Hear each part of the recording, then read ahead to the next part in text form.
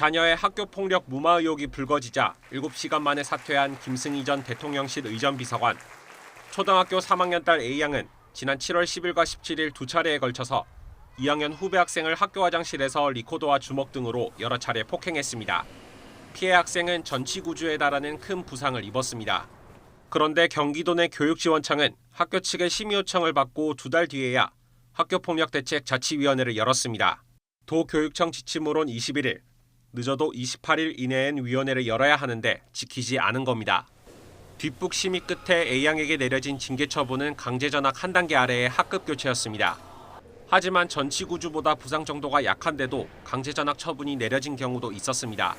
부산에선 재작년 동급생을 상대로 현금을 뺏고 여러 차례 폭행해 전치 3주의 상해를 입힌 중학생이 강제전학됐고, 같은 해 충남에선 눈이 마주쳤다는 이유로 피해 학생에게 전치 3주의 부상을 입게 한 고등학생도 강제전학됐습니다. 피해 정도를 생각하면 A양에 대한 징계가 지나치게 가벼운 건 아니냐는 지적이 나오는 이유입니다. 3주 이상 나오면 대부분 다 강제전학을 가정 보내는 경우도 많이 있죠. 수사를 해서 밝혀내야 될 문제라고 봐요. 그런데 이제 정상적이지 않은 것만은 분명하죠. 또 학폭위 심의에선 심각성과 지속성 등 5개 부문에서 0점에서 4점 사이를 부여해 그 총점으로 조치를 결정합니다. A양은 15점으로 강제전학이 내려지는 16점에서 1점이 모자랐는데 지속성 부문에서 불과 1점만을 받았습니다.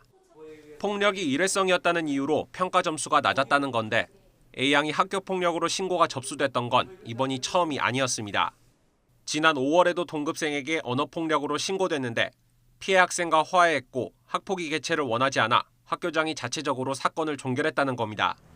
피해자 측은 알려진 2차례 폭행 외에 추가 폭행이 있었다며 행정소송 등 법적 절차를 검토하는 것으로 전해졌습니다. 경기도 교육청은 A양이 지속성 부문에서 낮은 점수를 받았던 건 학폭위 내부에서 판단한 것이라 설명하기 어렵다는 입장입니다. 다만 사안 처리 과정에서 부당한 압력은 없었는지 점검해 문제가 있으면 조치에 나설 방침입니다. YTN 김태원입니다.